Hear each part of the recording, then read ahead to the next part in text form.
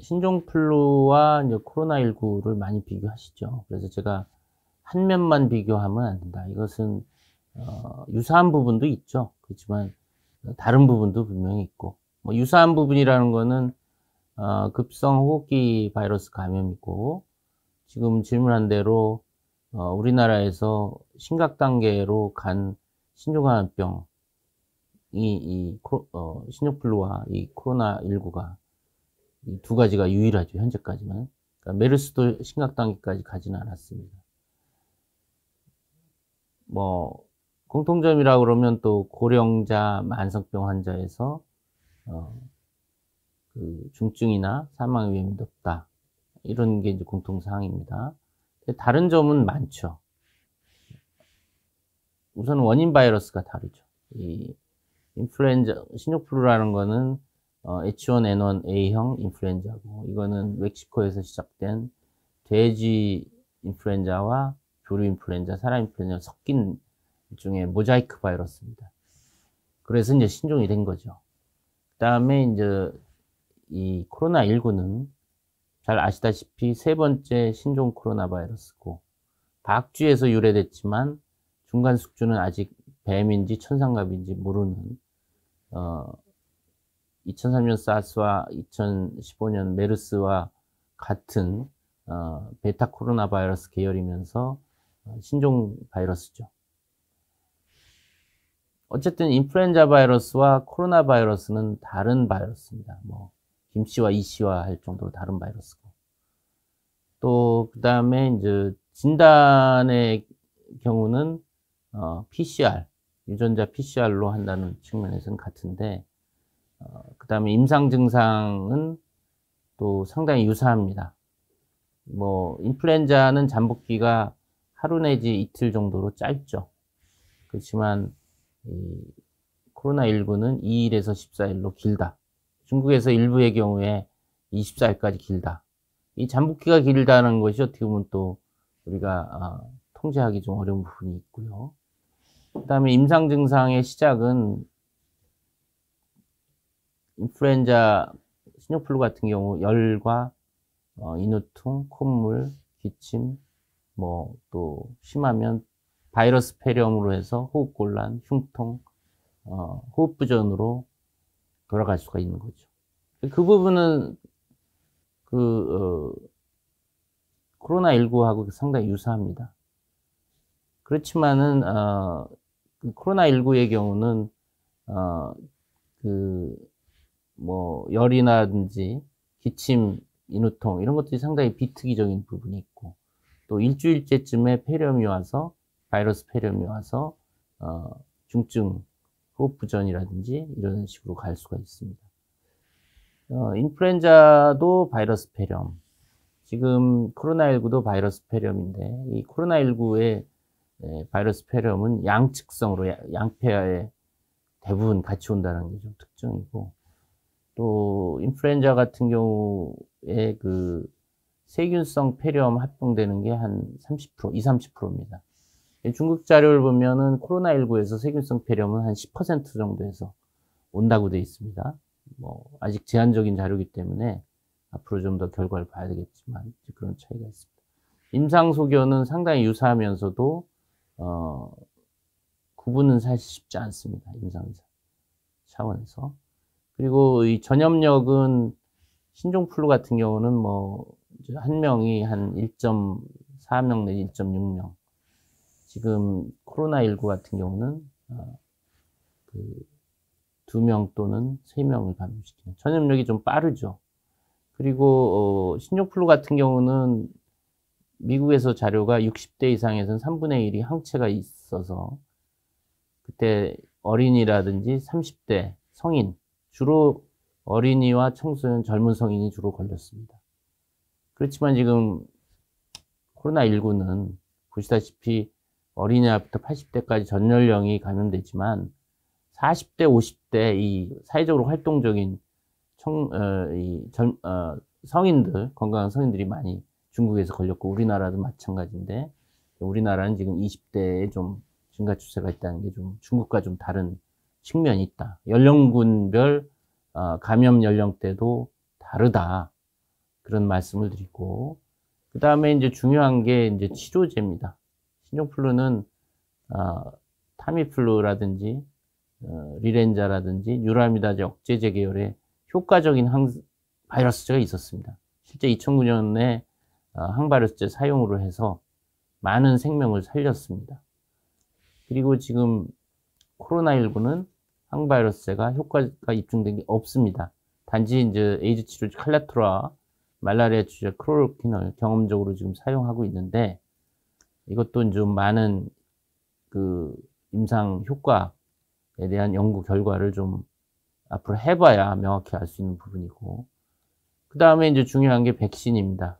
신종플루 같은 경우 우리가 계절 독감 백신을 만드는 플랫폼이 있었기 때문에 그걸 이용해서 2009년 10월 말경에 그 의료인을 필두로 해서 고위험군 접종을 시작을 했죠.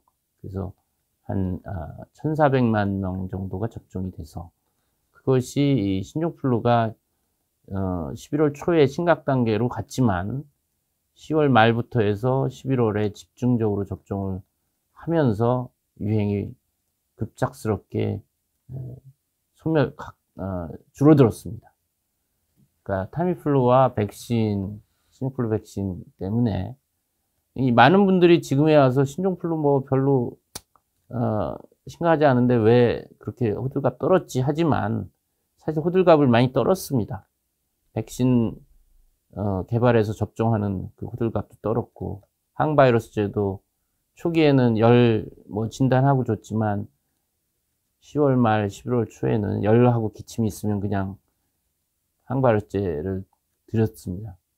그런 호들갑을 떨었기 때문에 결과가 이제 사망자가 270여 명으로 줄었죠. 그래서 치사율이 0.035%였습니다. 확진자가 한 75만 명이니까요. 물론 확진하지 않은 다수의 신종플루 환자를 포함하면 치사율은 그보다 훨씬 떨어지죠. 0.035가 아니라 0.01 뭐 이렇게까지 이제 떨어졌을 텐데, 확진 기준으로 하다 보니까 이제 그렇게 됐던 것이고, 지금 코로나19는 백신 치료제가 없습니다. 그러다 보니까 이제 중국에서 전체적으로 2%, 우한 이해 지역은 0.8%, 그러니까 후베이성 이해 다른 성이 0.8% 정도로 나오지 않습니까? 그렇기 때문에 신종플루보다 치사율이 높은 게 당연하고, 어떻게 보면 이제 고위험군에서 치사율이 지금 신종플루도 마찬가지입니다. 이 노약자에서 치사율이 높았고요. 이 코로나19도 지금 중국 자료, 우리나라 자료도 역시 지금 고위험군에서 사망자가 많이 나와서 고위험군에서는 치사율이 높죠. 따라서 이렇게 신종플루와 코로나19는 비슷한 부분도 있지만 많은 부분이 차이가 있습니다. 이걸 뭐 치사율이 낮으니까 뭐 독감 수준이다 이렇게 간과하는 것은 마음의 위안은 되지만, 그로 인해서 우리가 마스크나 손 씻기 안 하고 방역에 틈을 보인다 그러면 그 후과는 대단한 거거든요. 그러니까 우리가 두려움을 가질 필요도 없지만 안심을 해서, 안심을 넘어서 방심을 하는 거는, 이거는 피할 수 있는 것을 피하지 못하고 당하는 그런 상황이 되기 때문에, 우리가 이 코로나19의 정확한 정체를 처음엔 몰랐지만 지금 말씀드린 것처럼 많이 알게 됐습니다.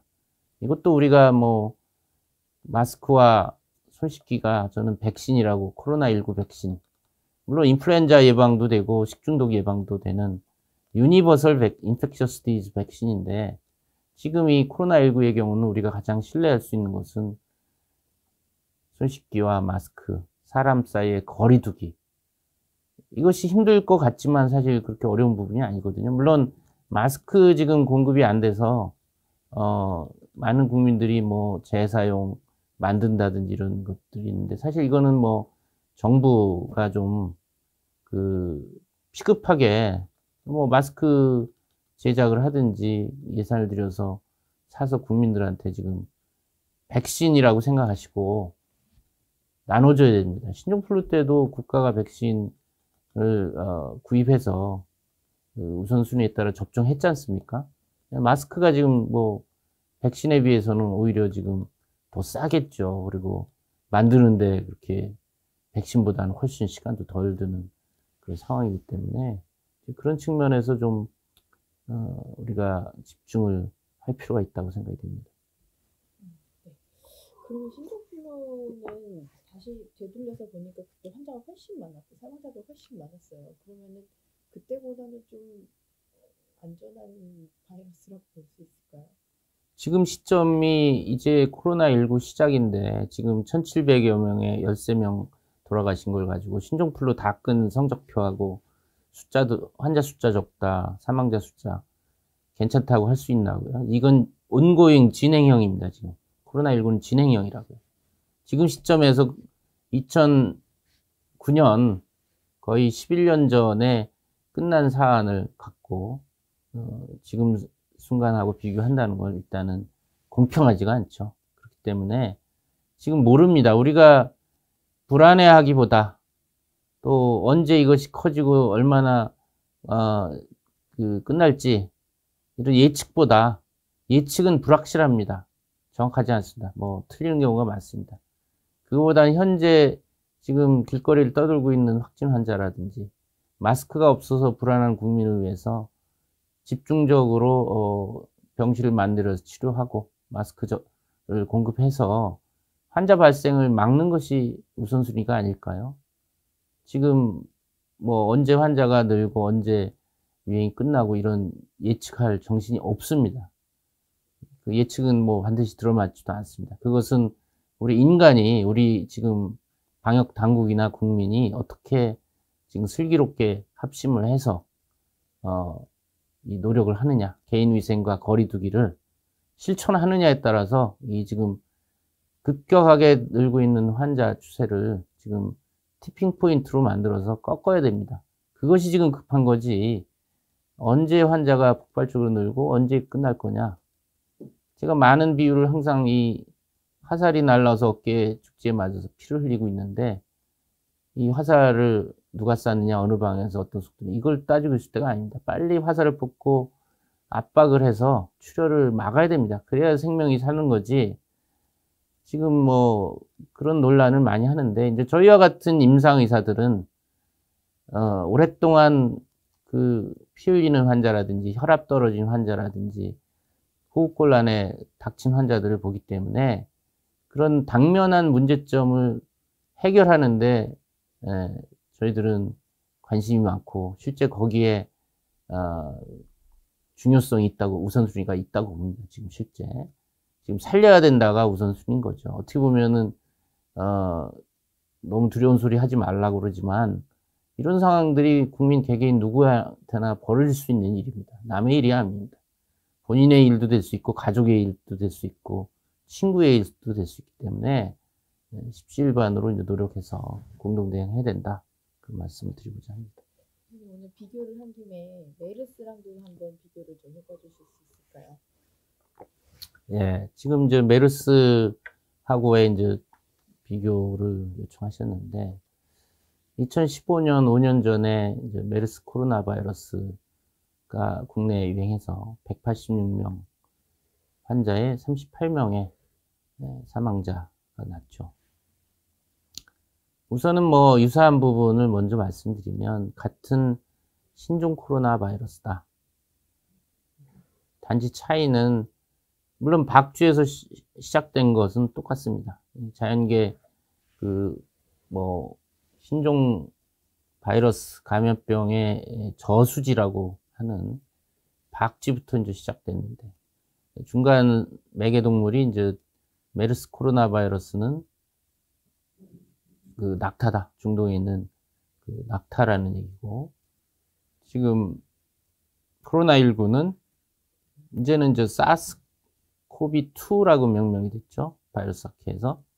근데 이제 중간 숙주를 아직 모른다는 거죠. 뭐 천상갑일지 뱀일지 모른다. 무엇이 있지만은 아직 못 찾았다. 그런 얘기고요. 그리고 잠복기도 뭐 최대 14일 정도로 유사하고 증상도 호흡기로 들어와서 처음에 열 나고 온몸 쑤시고 이 호흡기 증상이 주죠. 그리고 폐렴으로 진행돼서 중증 폐렴으로 이제 돌아가시는 측면이 많은데 메르스 때도 경증 환자도 있었고 무증상 감염자도 있었습니다. 그렇지만은 지금 코로나19가 전염성은 더 높은 것 같습니다. 지금 봐서는 메르스 바이러스는 주로 중증 폐렴이 많았고 그러다 보니까 이제 치사율이 지금 중동에서는 35%, 2015년 우리나라에서는 20%였죠. 그리고 그 코로나19는 치사율 앞서 말씀드린 것처럼 1 내지 2% 정도고 현재 시점. 그 다음에 전염력은 이 메르스보다 이 코로나19가 더 높습니다. 메르스 같은 경우는 물론 그 유행의 주 무대가 병원 감염이었다는 거죠. 보통 2차 내지 3차 감염으로 끝났고 2015년 우리나라도 186명 거의 대부분 뭐 병원 감염입니다. 뭐 한두 명이 그 전염원을 알 수 없다고는 하지만 제가 보기에는 뭐 병원에 간접 접촉으로 해서도 충분히 감염되는데 그런 부분은 사실 CCTV로 확인하기 어렵거든요. 지역사회 감염은 없었다라고 제가 생각하고 그때 당시에도 그런 판단하에 병원 감염 관리, 병원 폐쇄와 병원 방역에 집중해서 결국 2달 만에 7월 초에 끝났죠. 이제 그런 측면에서 지금 코로나19는 병원 감염, 또 가족 간 감염, 지역사회 감염, 4차, 5차 감염까지 지금 있습니다. 이것이 지역사회 감염이 활발한 하나의 이유가 되겠고 전염력이 더 높은 거죠. 물론 슈퍼전파 사건은 메르스의 특징이기도 했죠. 뭐 평택에 있는 모 병원, 뭐 서울의 강남에 있는 모 병원, 여러 대학병원에서 슈퍼전파 사건이 전체 환자의 한 80%를 일으켰으니까요. 뭐 지금 이 코로나19도 신천지교회 같은 그런 상황들은 이제 슈퍼전파 사건이죠. 그 안에서. 그리고 청도 대남병원 안에서 벌어진 일도 일종의 슈퍼전파 사건이죠. 이런 특수한 상황에서는 특히나 이제 전염력이 높죠. 근데 이제 무서운 것은 이 지역사회 감염 전파. 지금도 뭐 교회나 뭐 무슨 성지순례단이나 요양병원에서 환자들이 속출하고 있는데 물론 가족 간 전파 또 이 접촉자 중에 환자가 4차, 5차까지 나오다 보니까 이것이 지금 전염력도 빠르고 통제하기가 어려운 그런 측면이 있고 그 다음에 진단 키트는 뭐 PCR이라는 그 방법은 유사합니다. 근데 문제는 지금 2015년 메르스 때는 우리가 겪은 것은 신종 메르스 바이러스지만 실제는 2012년에 사우디에서 처음 출현했기 때문에 어느 정도 정보가 있었어요. 그리고 질병관리본부에서 2015년 우리가 메르스를 겪었을 때 그 전해에 어느 정도 진단키트에 대한 개발을 해놨기 때문에 2015년 메르스 방역 초기에 빠르게 진단키트를 대량 생산해서 배포하고 그걸 이용해서 확진을 빨리 함으로 해서 방역에 큰 기여를 했죠. 이번에는 이것이 완전히 신종 바이러스다 보니까 진단키트 개발이 이제 초기에 좀 시간이 걸렸고 지금도 2개 회사가 허가를 득해서 지금 배포를 하고 있지만 아직도 이 많은 물량을 그 즉시로 소화하지 못하는 그런 상황인 것 같습니다. 어쨌든 뭐 우리나라 분자진단 회사는 세계적으로 우수하고 좀 더 많은 제품들이 지금 빨리 허가를 득해서 지금 뭐 6시간 걸린다고 하지만 더 걸리는 경우도 많습니다. 지금 뭐 확진, 1차 확진, 2차 확진 이런 상황인 걸 보면 제가 보기에는 신종플루 때는 현장에서 신속항원 검사, 라피드 엔티젠 테스트 물론 민감도가 좀 문제는 있었지만 즉석에서 진단해서 확인을 하고 타미플루를 처방하는 그런 사례가 상당히 어떻게 보면 효과적이었다고 보고 지금도 어떻게 보면은 이 코로나19의 신속 진단 한두 시간 내에 나오는 검사 키트 제품들을 좀 뭐 선별진료소 현장이라든지 보건소 현장이라든지 이런 데 빨리 배포해서 이 적체가 좀 해소가 돼야 됩니다. 뭐 의심 환자를 검사하고 결과 보고 이렇게 하면서 또 노출되고 이런 문제들이 있기 때문에 이제 그런 문제들이 해결돼야 되고, 진단의 부분에서 이제 그런 유사점도 있고 차이도 있고 그렇습니다. 치료에 같은 경우는 지금 둘 다 메르스나 코로나19나 효과가 입증된 허가된 항바이러스제 없습니다. 메르스 때는 감염학회 차원에서 칼레트라, 리바비린 이런 약제들을 인터페론 이런 거를 병합 치료를 한 바가 있습니다. 감염학회 차원에서 치료 기준을 만들어서 했는데, 그것이 뭐 효과가 있었는지 없었는지는 뭐 이중맹검 전향적 대조 연구를 안 했기 때문에 그냥 의사 경험에 따라서 치사율이 워낙 40%라고 중도에서 알려서 거의 대부분 많이 썼죠. 뭐 그 덕인지 어떤 덕인지 모르지만 중동보다는 치사율이 20%니까 한 반으로 줄었죠. 지금도 이 효과가 입증된 치료제는 없습니다. 그렇지만 국내에서 칼레트라와 하이드록시클로로퀸을 치료 가이드라인에 대한감염학회에서 권고해서 의사들이 중증 환자나 고위험 환자 위주로 현장에서 투약을 하고 있습니다. 백신은 메르스나 지금 코로나19 없습니다. 허가된 것이. 지금 많은 분들이 이제 백신을 기대하고 저도 기대합니다.